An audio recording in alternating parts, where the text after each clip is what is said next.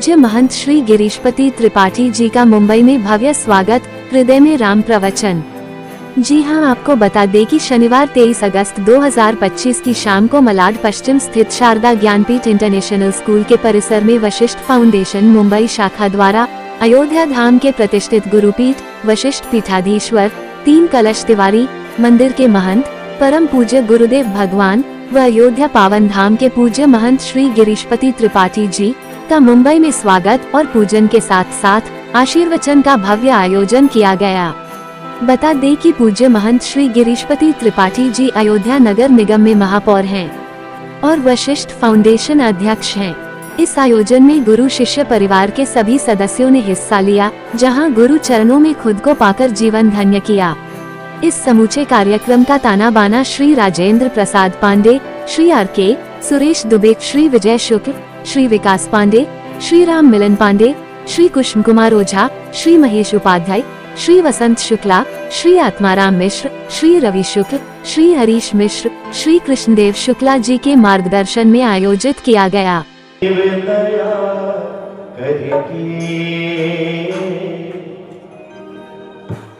मुझको अपना लेना, मैं शरण पड़ा तेरे चरणों में जगह देना। और ये वंदना एक लाइन सभी लोग गाए, जितने लोग सभागार बैठे गुरुदेव भगवान के चरणों में निवेदन करते हुए हाथ जोड़ करके कहें कि गुरुदेव दया करके मुझे को अपना लेना, गुरुदेव दया करके मुझे को अपना लेना, मैं शरण पड़ा तेरे। गाइए, अगर ये लाइन आपने नहीं गाया तो मैं समझूंगा कि मैं अपनी बात आप तक नहीं पहुंचा पाया। मैं शरण पड़ा तेरे चरणों में देना। और आपने गाना है कि गुरुदेव, कोई भगवान बैठे हमारे समक्ष कि गुरुदेव दया करके मुझको अपना लेना, मैं शरण पड़ा तेरे चरणों में जगह देना, गुरुदेव दया करके मुझको अपना लेना।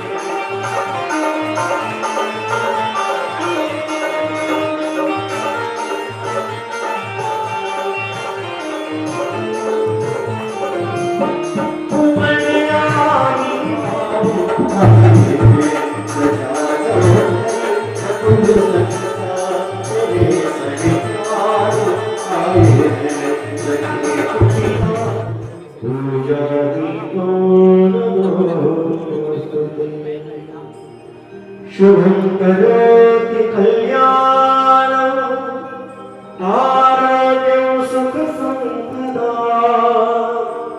आत्मबुद्धि प्रकाशाय दीपो ज्योति नमोस्तुते ॐ चन्द्रमामनसो सूर्यो वजायत भोगाय शनालशमकादमजायत आजत्रसयत्नो विनाम योजितमया दीपं गृहादेवी शक्तयोक्तमति विरापात्मा हरिः ॐ सत्यनारायणो दशवाः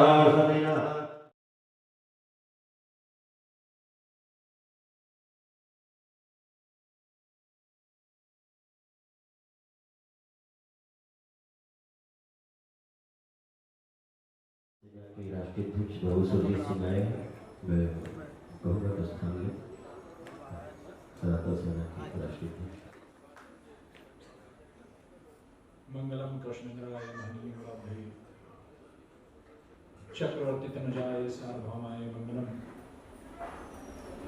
ओम नीलाम्बुजक्षामल कोमलांगम सीता समारोपित वामभागम पाणौ महासाय कचारुषापम नमामि रामं रघुवंशनाथम् आपदां हर्तारां दातरां सर्वसम्पदां लोकाभिरामं श्रीरामं भूयो भूयो नमामि वंदे विदेह तनया पदपुंडरीकं कैशोर सौरभ समाहित योग चित्त हंतों प्रताप मनिसं मुनिहंस सेव्यं सन्मान साल परपीत परागपुण्यं दुर्वादरं धुतितं तरुणाब्ज नेत्रं हेमांबरं भूषण भूषितांगं कंदर्प कोट कमनीय किशोर मूर्ति पूर्ति मनोरथं भवति जानकी ओम मनोजपं मारुतुल्यवेगं जितेन्द्रियं बुद्धिमतां वरिष्ठं वातात्मजां बालयोतमुख्यं श्रीरामदूतं शरणं प्रपद्ये।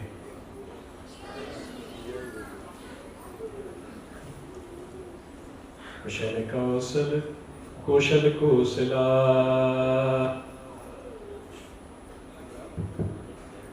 कुशल पालक बालक ललिका कुशल पालक बालक ललिका कमल कैरव पाली कुलालिका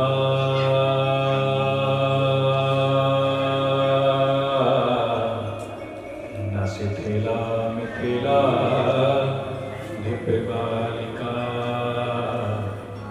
न शिथिला मिथिला दिव्य बालिका सदैतो दैतो जगतामसौ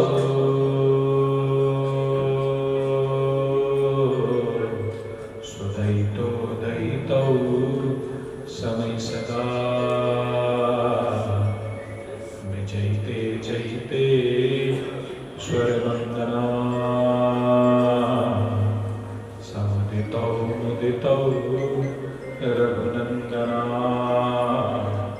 समुदितौ मुदितौ रघुनंदना समुदितौ मुदितौ रघुनंदना।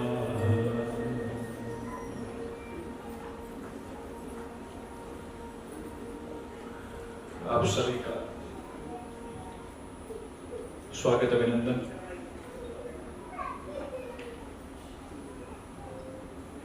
हमारे सभी आयोजकगण, आदरणीय पांडे जी जिन्होंने गुरु महिमा के बारे में बहुत महत्वपूर्ण बातें बताई। खुद के लिए बड़ी असहज स्थिति होती है कि जिस काम को मैं करूं उसकी महिमा खुदाई बैठ के सुनूं। पांडे जी ने बहुत अच्छी बातें बताई। मैं पूरे अपने आयोजकों की तरफ से सबका उनका आभार व्यक्त करता हूँ। हमारे आयोजकगण जिन्होंने हमें तो यहाँ की जो मौसम की सूचना थी उसके हिसाब से लग रहा था कि इस बार पता नहीं कार्यक्रम हो पाएगा, लेकिन भगवान की कृपा, आप लोगों की मेहनत, हमारे आयोजकों का प्रयास, एक बार इन लोगों के तालिए तालिए। और इस बार इस बार कुछ विलंब से हुआ कार्यक्रम।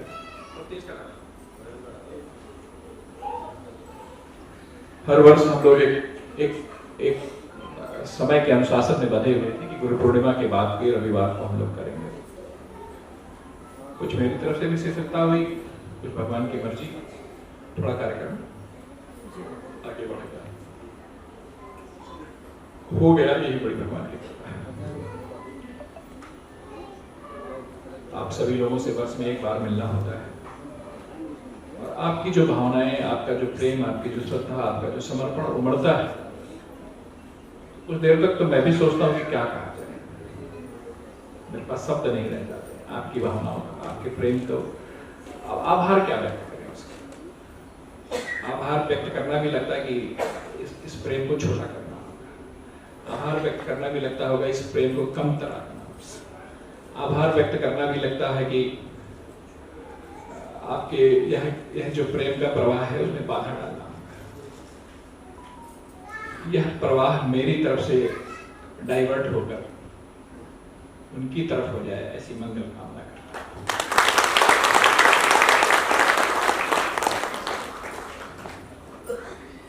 क्योंकि गुरु महिमा पे बहुत देर से बात हो रही है, मेरी भूमिका बहुत साधारण है।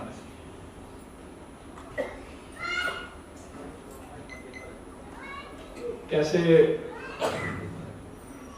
कबीरदास जी ने, तुलसीदास जी ने सामने तो बहुत कुछ कह दिया, लेकिन हमने अपने व्यवहारिक जीवन में जो अपनाया है, जो देखा है,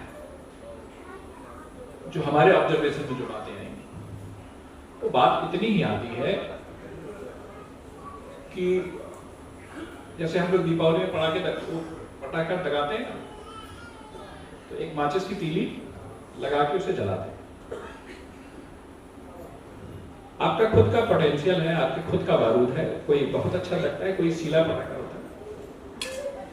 हमारी भूमिका सिर्फ उतनी ही है। एक बार हमने आपको माचिस दिखाई, आप जलोगे, आसमान का सफर तय करोगे, रोशनी दोगे, रोशन होगे, खुद की रोशन होगे, अंतरतम को रोशन करोगे, पूरी दुनिया को प्रकाशित करोगे।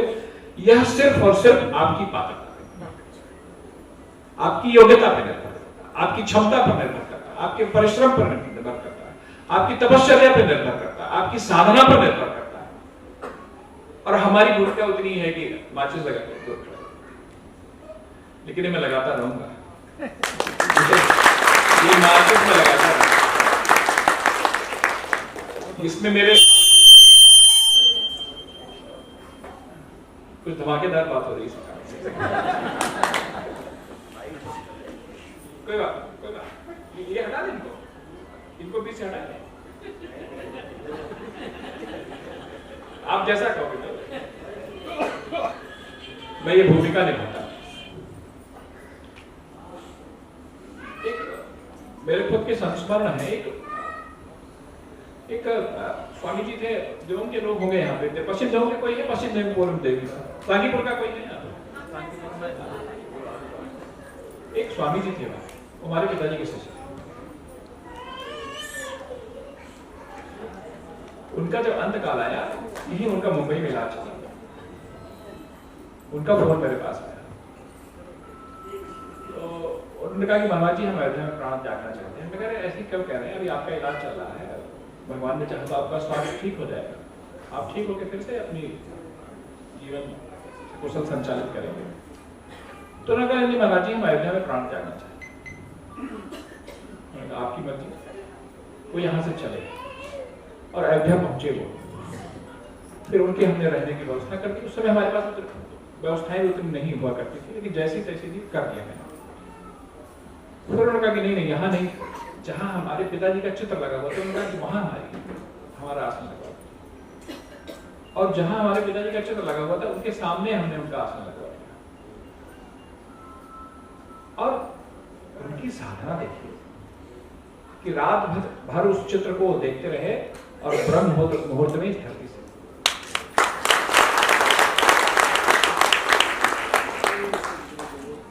तो अच्छा, वो हम लोगों के प्रति भी उसी तरह का भाव रखते थे। तो मैंने ऐसे ही पूछ लिया कि भाई हम लोग एक साधारण यूनिवर्सिटी में पढ़ने वाले लोग, हमको ऐसा तो नहीं कि साधना और तपस्या के कारण हमें हमारी गद्दी मिली है, हमें हमारी परंपरा से मिली, हमारे पिताजी थे, उसके बाद हम हो गए। अगर हमारा लड़का उसका मन करेगा तो वो भी हो जाएगा, अगर इसमें मन लगेगा। उसके लिए उसको कोई अतिरिक्त योग्यता नहीं चाहिए। हमने कहा हम लोग साधारण लोग हैं, साधारणतया अपने काम को कर रहे हैं, आप इतनी श्रद्धा और भाव क्यों रखते हैं? तो उन्होंने कहा कि नहीं, हमें ये बताया गया है, हम वेदांती हैं, हमें बताया गया है कि ईश्वर सत्यम जगत मिथ्या मनोमय जीवई ना पारा। ईश्वर सत्य है और जगत मिथ्या है, और उसी ब्रह्म का विस्तार पूरे जगत में। तो हम लोगों के संस्कार ऐसे हैं, हमारा मन ऐसा है, हमारी चित्त ऐसी है, हमारी बुद्धि ऐसी है, हमारी आत्मा ऐसी है कि हमारे संस्कार में भगवत दृष्टि से संपन्न हम लोग नहीं हो पाते।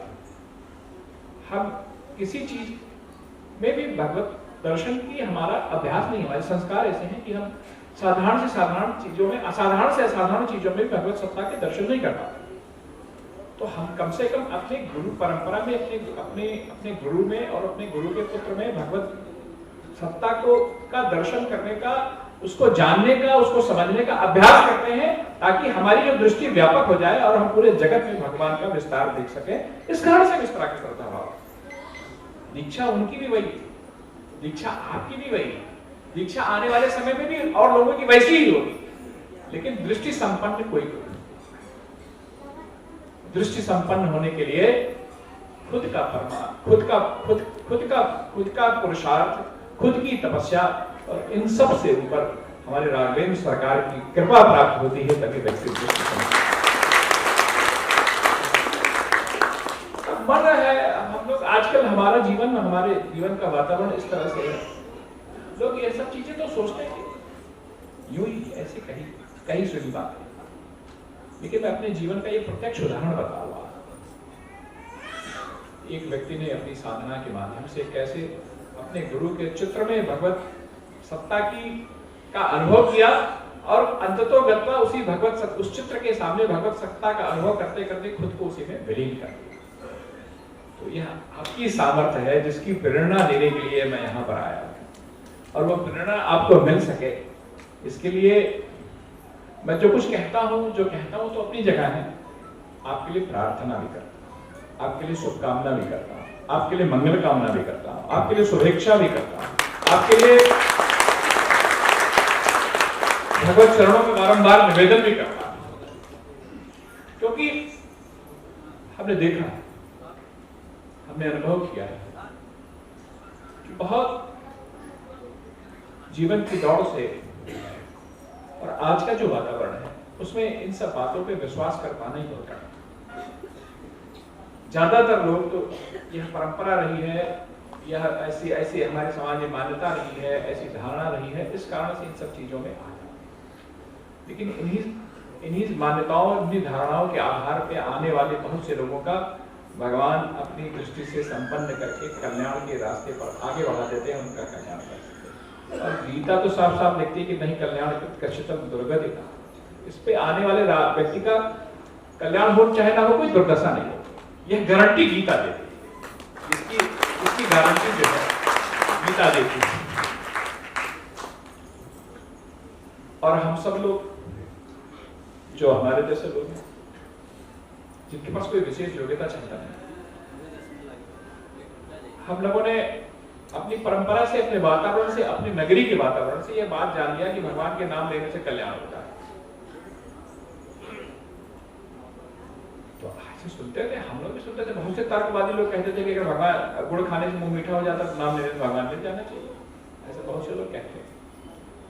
लेकिन हमने अपने नगरी के वातावरण में देखा है, हमने अपने नगरी के तमाम महापुरुषों के जीवन में देखा है, हमने अपने अयोध्या वासियों के तमाम लोगों के जीवन में भगवान के उस नाम का चमत्कार हमने देखा है कि ऐसे संत, हमने देखा है कि हमारे नगर में ऐसे महापुरुष में जिनके पास कुछ भी नहीं है। अगर आपके पैरामीटर से देखा जाएगा, मुंबई की वाणिज्यिक नगरी के पैरामीटर से देखा जाएगा तो कुछ भी,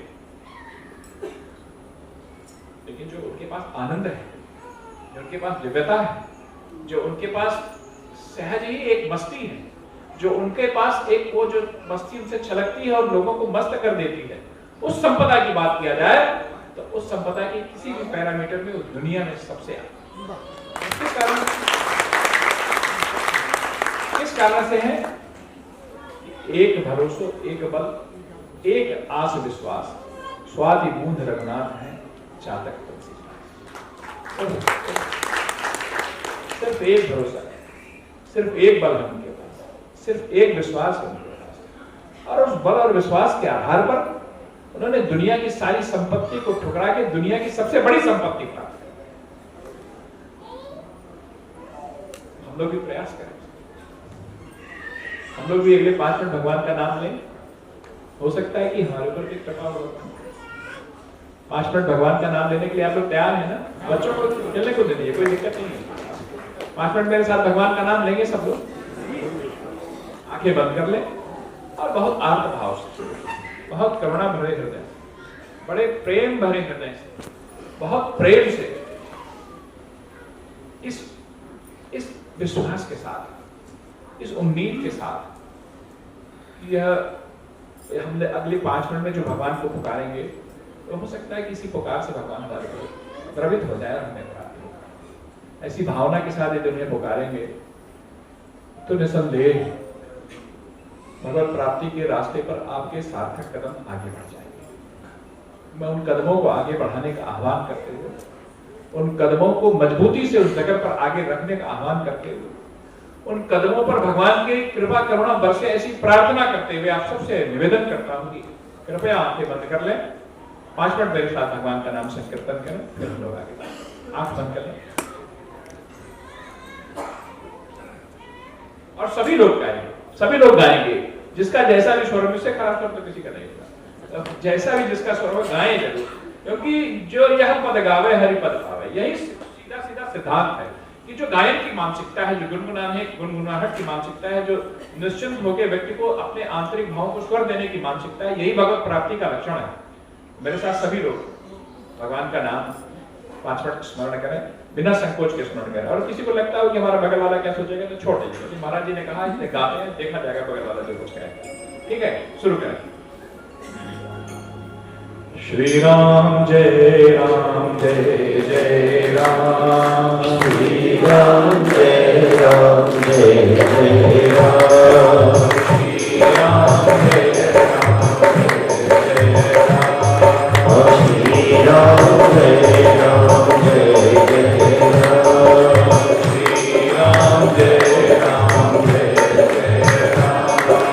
श्री राम जय राम जय जय राम, श्री राम जय राम जय जय राम, श्री राम जय राम जय जय राम, श्री राम जय राम जय जय राम, श्री राम जय राम जय जय राम, श्री राम जय राम जय जय राम,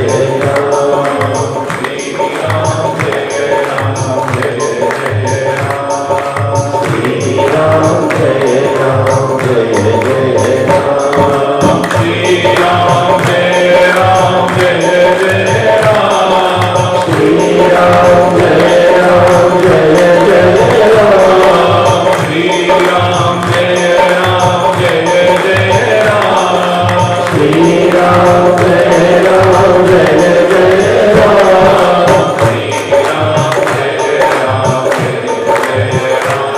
श्री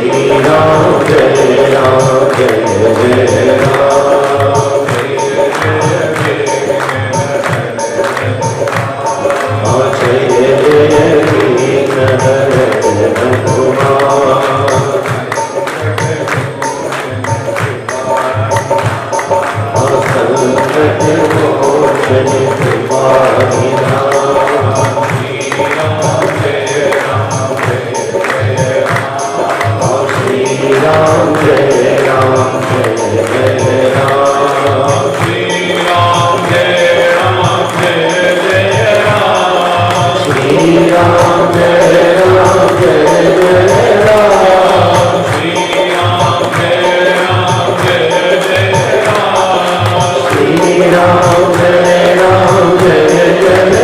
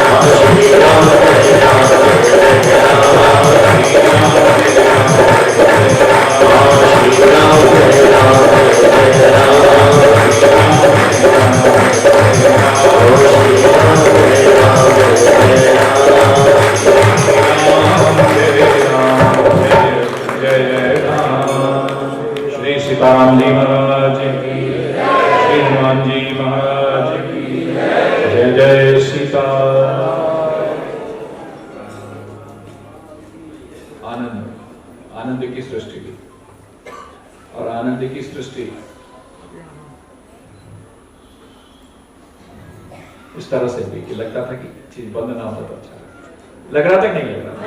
हाथ उठा के बताइए लग रहा था ना कि वो बंद हुई।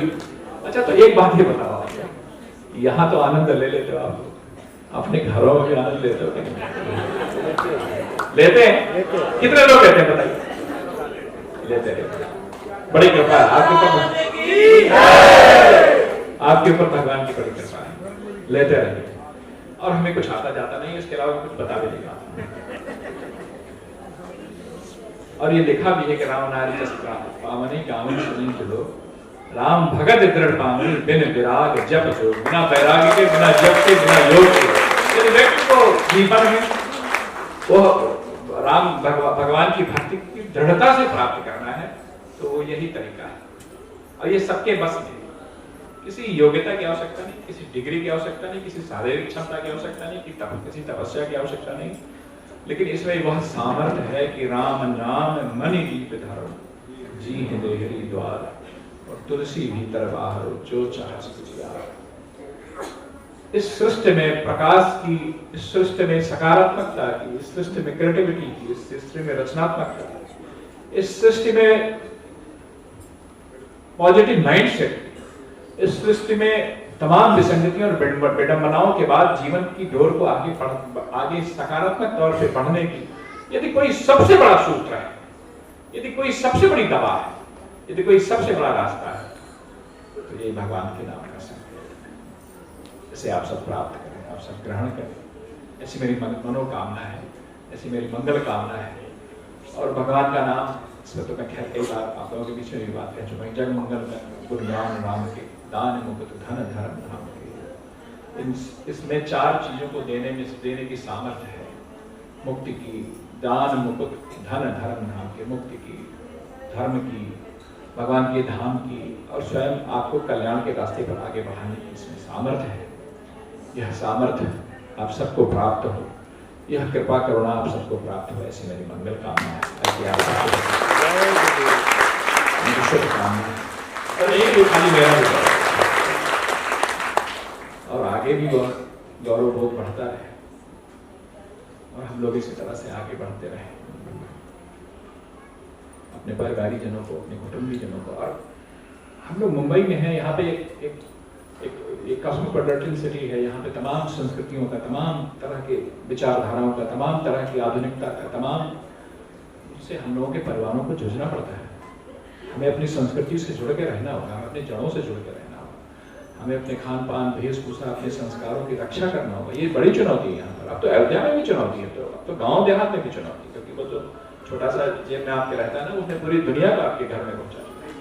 और अच्छी बातें राम नाम कहने में तो समय लगता है, लेकिन बुरी बातें बहुत जल्दी फैलती हैं।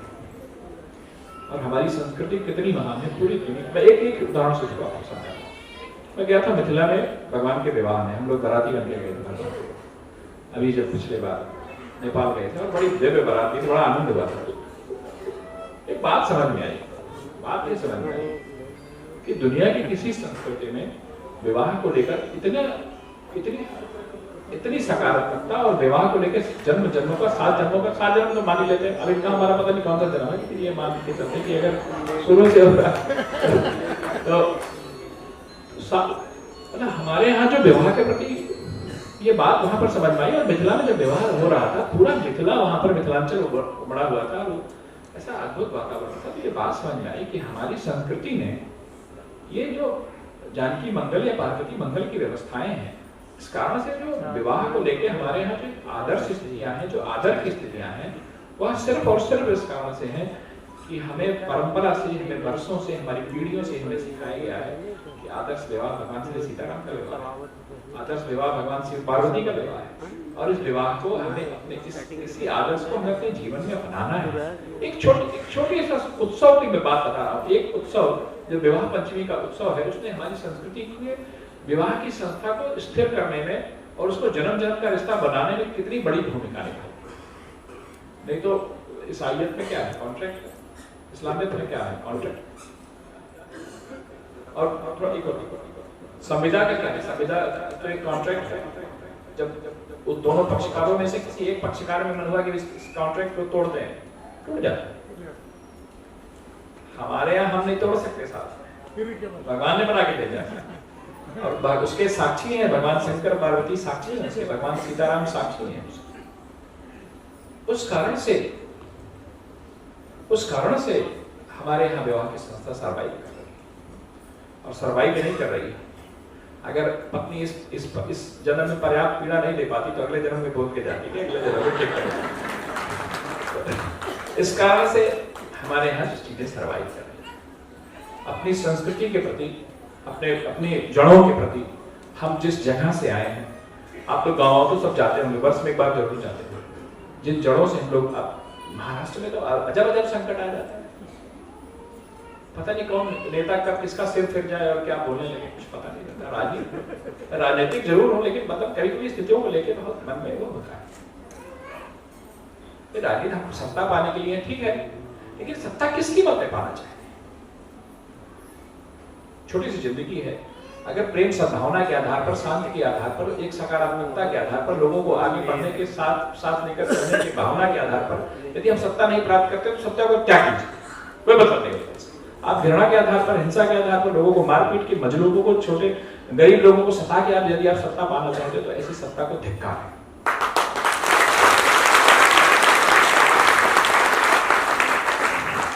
और वहां से लोग आए, मैं भी कुछ दिन प्रवासी के तौर पे दिल्ली में रहा, खैर पढ़ने लिखने के लिए गया था, लेकिन अपनी जड़ों से हटके कहीं जाना, वहां स्थापित होना, वहां के समाज में अपने आप को स्थापित करना, फिर अपनी जीविका को, अपने परिवार का संचालन करना और अपने समाज को भी देखते रहना, अपनी जड़ों से भी जुड़े रहना, ये कोई साधारण बात नहीं है। और ये आप सब कर रहे हो, अच्छे से कर रहे हो।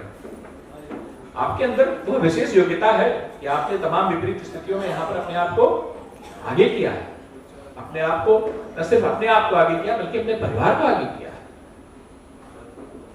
अपने घर की स्मृतियों को अपने हृदय में रखते हुए, अपनी मिट्टी की स्मृतियों को, अपने गांव की स्मृतियों को, अपने माता पिता की स्मृतियों को, अपनी संस्कृति के, अपने परिवेश की स्मृतियों को अपने हृदय में सजोए हुए कि कभी लौट के चलेंगे, इस भावना के साथ यहाँ पे सर्वाइव किया, यहाँ पे समाज में एक स्थान बनाए। आपकी संघर्ष क्षमता मामूली नहीं, साधारण नहीं है। और उसके बाद इस तरह की बातें हो तो फिर वो खराब है, और इसकी जितनी निंदा की जाए वह कम। लेकिन हम लोग धीरे धीरे उस सामर्थ्य में आगे बढ़ रहे हैं। ऐसी स्थिति में होंगे कि किसी की हिम्मत नहीं होगी कि उसके लिए आपकी एक योग्यता होनी चाहिए, समय समय पे आपकी एक योग्यता होते हुए हमारे जो ये हमारे मंदिर से जुड़े जो परिवार है, ये वर्ष में एक बार में मिला करें, एक आध बार और मिल जाए, एक आध बार और मिलना चाहिए आपको मुंबई में, हमारी अनुपस्थिति में भी मिलना चाहिए कि नहीं मिलना चाहिए। खर्चा वर्चा लगता है उसमें, ऐसा नहीं है, उसकी व्यवस्था हो जाएगी, समर्थ लोग हैं यहाँ।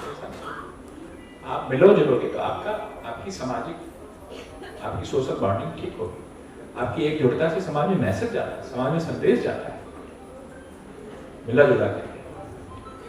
और इस बात को एकदम कोई भी व्यक्ति इस उसमें ना रहे कि मेरा किसी के साथ विशेष रिश्ता है, मेरा सबके साथ विशेष रिश्ता है। सबके साथ प्रयास ये रहता है कि अपनी सीमाओं को, अपनी क्षमताओं के अंतर्गत रहते हुए आप सब जो प्रेम देते हैं उस प्रेम का मैं पात्र बना, कम और ज्यादा किसी के साथ जैसा किसी के मन में कोई भाव नहीं आना चाहिए, सबके लिए आनंद होगा। आदमी को आनंद सजोना पड़ता है, उत्सव मनाना पड़ता है, दुख तो अपने आप ढूंढ लेता है। किसी के यहाँ दुख पता कहता है, कब किसके यहाँ कौन आकस्मिक घटना घट जाए इसमें कोई किसी को पता रहता है? तो भगवान के यहाँ निर्धारित होता है, आपको जो उनको कष्ट देना होता दे, वो मिल जाता है। लेकिन आनंद को सजोना पड़ता है, उत्सव मनाने पड़ते हैं, उत्सव की मानसिकता बनानी पड़ती है, उसका प्रयास करना पड़ता है। अब सभी लोग यहाँ पर बैठे हुए हैं, एक दूसरे से मिल रहे हैं, उत्सव मना रहे हैं, इसका आनंद है कि नहीं आनंद है? इसके लिए प्रयास करना पड़ता है। हम भी वहां से अपना सब काम धाम छोड़ के भागते हैं, यहाँ पे महीनों से लोग तैयारी करते हैं, तमाम व्यवस्थाएं करते हैं, तब जाकर ये उत्सव मन पाता है। उत्सव मनाना, उत्सव धर्मी होना भगवत सत्ता की समीपता को प्रदर्शित करता है। हमारी संस्कृति के विभिन्न उत्सव भगवत सत्ता से आपकी निकटता को बढ़ाते हैं। उत्सव का आयोजन होते रहना चाहिए। हम अपने पिताजी की भी बात जानते हैं और हम बहुत से ऐसे लोगों को जानते हैं जो उनको खाली भोजन करना नहीं अच्छा लगता था। अगर 10-20 लोग उनके साथ बैठ के भोजन करने वाले ना तो भोजन करते नहीं थे। उनकी मानसिकता ऐसी थी। क्योंकि आनंद लेते रहना चाहिए, आनंद का प्रयास करते रहना चाहिए, आनंद सजोते रहना चाहिए, आनंद के हर क्षण का आनंद लेते रहना चाहिए। दुख तो हर समय घात लगाए बैठा हुआ है कि कब आपको दबोचे। लेकिन हम इतने आनंदित हैं, इतने प्रमोदित हैं, इतने मगन हैं, इतने मस्त हैं, इतने हंसी खुशी हैं कि आनंद अगर दुख आए भी तो हमारे आनंद को देखकर एक बार वो भी शर्मा जावे और लौट जावे कि साहब इस व्यक्ति को दुखी नहीं करना।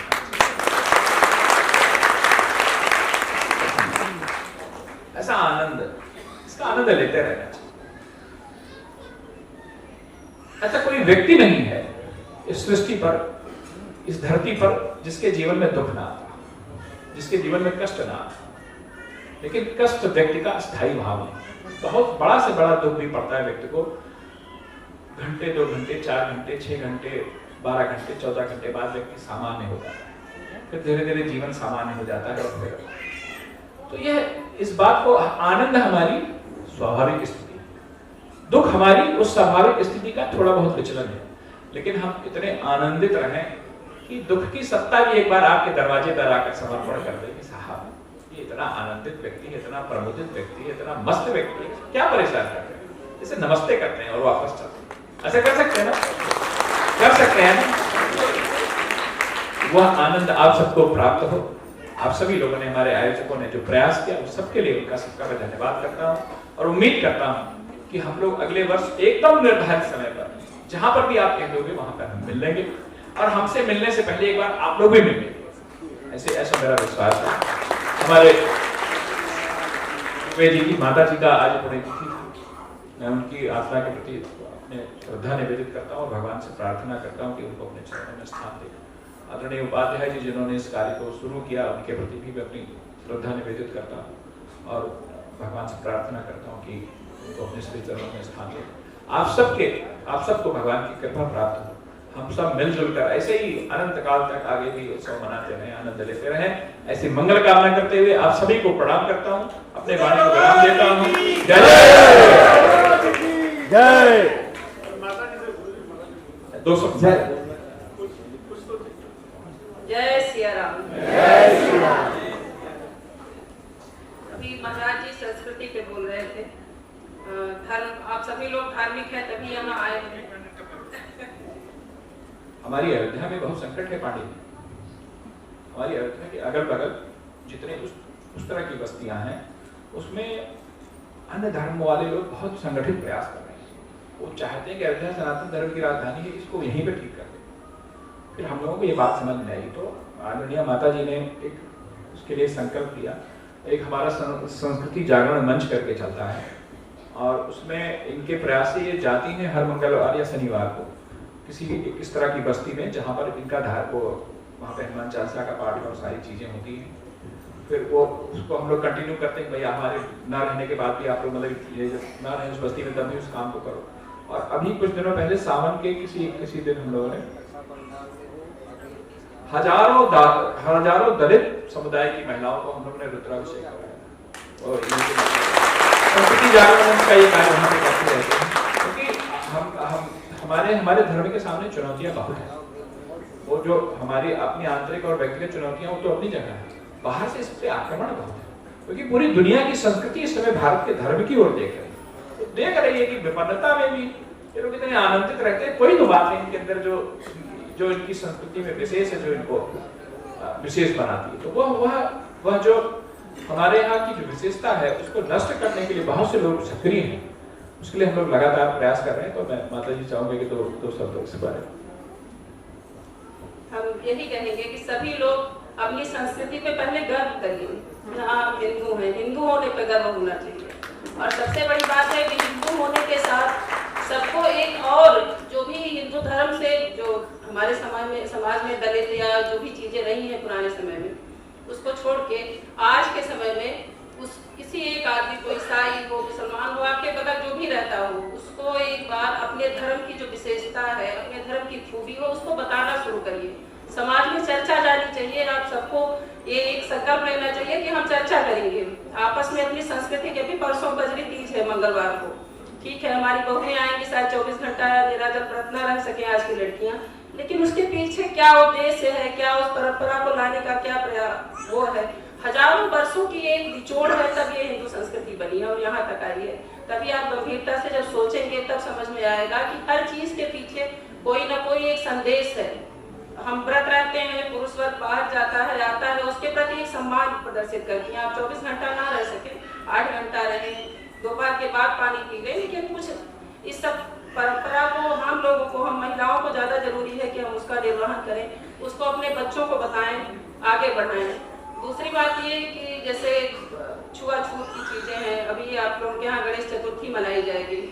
गणेश चतुर्थी पे आप लोगों से निवेदन है मेरा, लगभग सबके यहाँ मनाई जाएगी, तो जो आपके घर में या आपके परिवार में, मोहल्ले में जो भी काम करने वाले हैं, उनको जो भी बहुत पिछले पायदान पे हैं, आप लोग मेरा निवेदन कर सकते हैं कि उनको बुलाइए और जो भी जैसे भी आए उनको उनसे आरती जरूर कराइए, उनसे जरूर करवाइए, आने पे उनका सम्मान करिए। ये हम लोगों के यहाँ बहुत ही गलत अपने हिंदू समाज में, अपने हिंदू धर्म में ये गलत संदेश दिया गया है, जो कि ऐसा कभी अगर रहा होता तो आप लोग बताइए कि सबरी का जूठा बेर ही राम जी खाते, कोई और नहीं था। बहुत सारी महिलाएं मिली उनको अपने वन के क्षेत्र में, लेकिन सबरी का ही जूठा बेर क्यों खाए?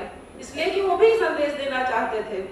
या निषाद राज ही उनके प्रिय मित्र बने, बहुत सारे राजा थे, कोई भी प्रिय मित्र उनका बन सकता था, लेकिन निषाद राज इसलिए कि राम जी भी एक संदेश समाज को देना चाहते थे कि हम लोग छुआछूत से इस तरह की चीजों से दूर हों, इससे अपने धर्म को संगठित करके आगे बढ़ाएं। एक कहानी है, महाराज जी ज्यादा जानते होंगे, ज्यादा अच्छे से जानते होंगे, अपने हमारे अयोध्या की ही है। एक मंदिर में जो महंत जी लोग होते हैं, वो उसमें गर्भगृह में पूजा करने नहीं जाते, गर्भगृह में भगवान की पूजा पुजारी लोग करते हैं। तो महाराज जी की अपनी एक नियम था कि वो सुबह उठ के अपना 4 बजे से और मानसिक पूजा करते थे भगवान की। मानसिक पूजा करते करते वो भगवान को स्नान कराए, चंदन लगाए, सब करते करते वस्त्र पहनाए। उसके बाद वो जो माला थी वो भगवान को नहीं पहना पा रहे थे, किसी भी कारण से बहुत देर तक वो परेशान रहे। बाहर एक जमादार झाड़ू लगा रहा था, तो वहीं चिल्लाया, अरे महाराज मुकुटवा पहनाएगी, वो मलवा कैसे पहनेगी वो? तो बताइए, वो गए उनके, फिर पैर पड़े उस जमादार के। लेकिन भगवान किसी को भी मिल सकते हैं, कहीं भी मिल सकते हैं, तो भगवत प्राप्ति बहुत कठिन नहीं। आप सब लोग धार्मिक हैं, मेरा यही निवेदन है कि जो भी आपको लगे कि जो पीछे पायदान पे है, किसी भी कारणवश जो अपने धर्म से विमुख हो रहे हैं, उन लोगों को आगे लाइए, अपने यहाँ धार्मिक नृत्य में उनको बुलाइए, उनसे जो भी हो सके आप आरती तो करा सकते हैं, चंदन टीका लगवा सकते हैं, हो सके तो कुछ वस्त्र प्रदान करिए, लेकिन करिए जरूर। समाज में एक चर्चा, एक विशेष जाना ही चाहिए आप लोगों के माध्यम से, और अपनी संस्कृति पे गर्व करिए, उसको बात जरूर करिए, लोगों तक उस संदेश को फैलाइए जरूर। मुसलमानों का तो एक वो है कि यहाँ जिहाद में, हम लोग के यहाँ क्या है, कुछ भी नहीं है इस तरह से। तो करने का प्रयास, तो आज का समय संक्रमण का समय है, बस इस संक्रमण में अगर अभी हम लोग संगठित नहीं होंगे तो बांग्लादेश में जो हो रहा है हिंदुओं के साथ ये होते, हिंदुस्तान में भी होते, बहुत टाइम नहीं लगेगा। तो एक निवेदन है आप लोग शुरू करें, और यहाँ से जब कभी अपने गांव में भी जाएं तो गांव में भी जो दलित वर्ग है उनको बुलाइए अपने पूजा पाठ में, उन लोगों के साथ भी इस तरह से व्यवहार करिए जिससे वो कट के ईसाई और बौद्ध तो न बने। बस यही आप लोगों से निवेदन है।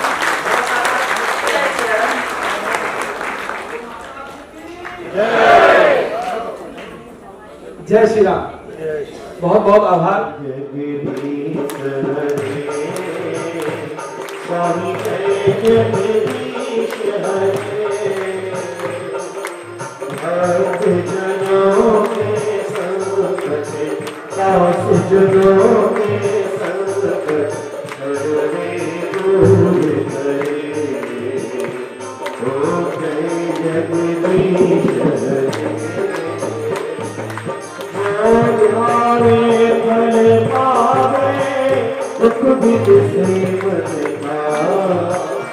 स्वामी को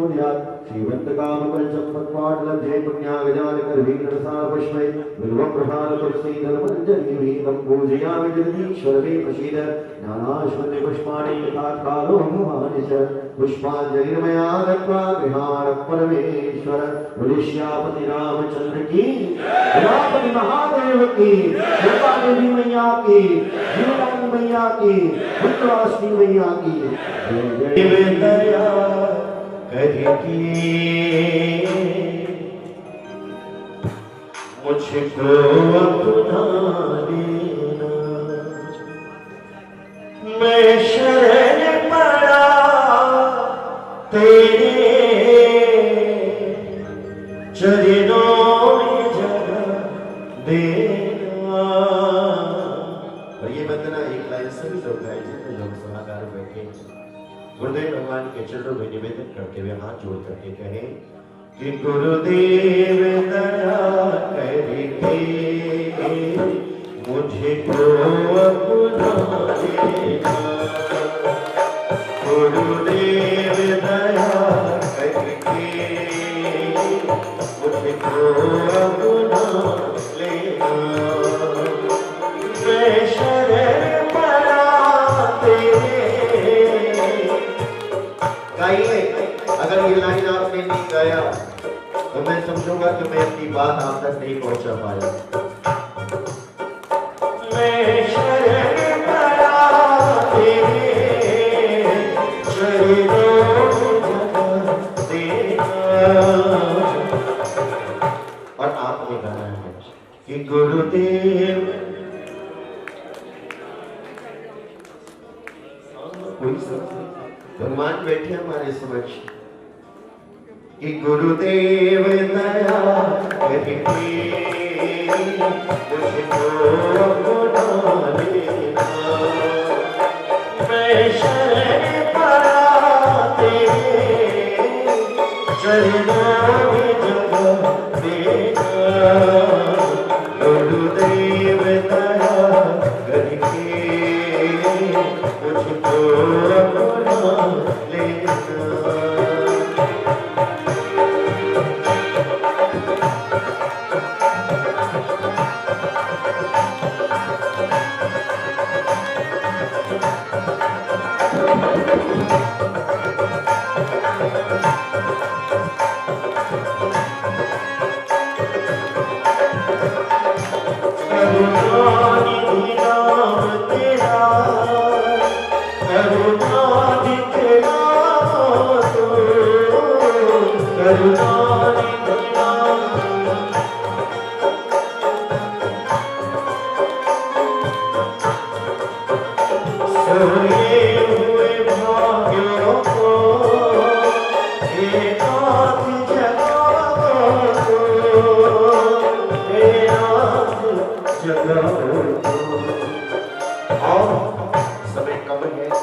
ये वंदना सबके हृदय की वंदना है गुरुदेव भगवान के श्री चरणों में।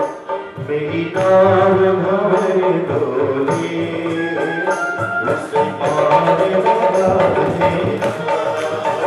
मेरी नाव भंवर डोली उस पार लगा देना। मैं शरण पड़ा तेरे, मैं शरण पड़ा तेरे चरणों में जगह देना। दो लाइन अगर मेरे साथ गा देंगे तो मेरी आत्मा को परम आनंद मिलेगा। दोनों हाथ उठाइए, तालियों के साथ गुरुदेव भगवान के स्वागत करें और गाइए। गुरुदेव दया करके मुझको अपना लेना। गुरुदेव दया करके अपना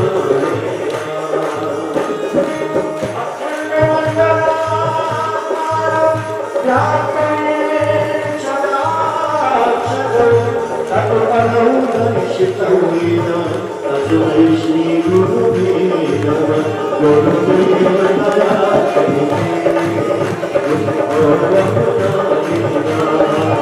गुरुदेव दया करके मुझको अपना लेना। मुझको अपना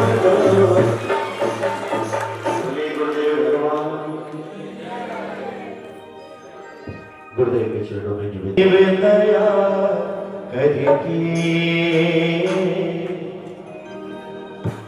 मुझको अपना लेना।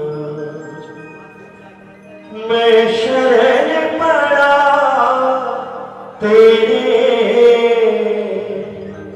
चरणों में जगह देना।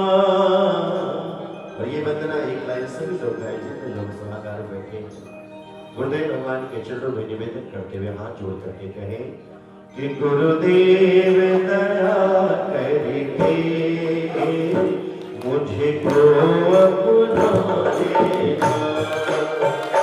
गुरुदेव दया करके मुझे को अपना लेना। मैं शरण पड़ा तेरे। गाइए, अगर ये लाइन आपने नहीं गाया तो मैं समझूंगा कि मैं अपनी बात आप तक नहीं पहुंचा पाया। मैं शरण पड़ा तेरे चरणों में जगह देना। और आपने गाना है कि गुरुदेव कोई भगवान बैठे हमारे समक्ष कि गुरुदेव दया करके मुझको अपना लेना। मैं शरण पड़ा तेरे चरणों में जगह देना।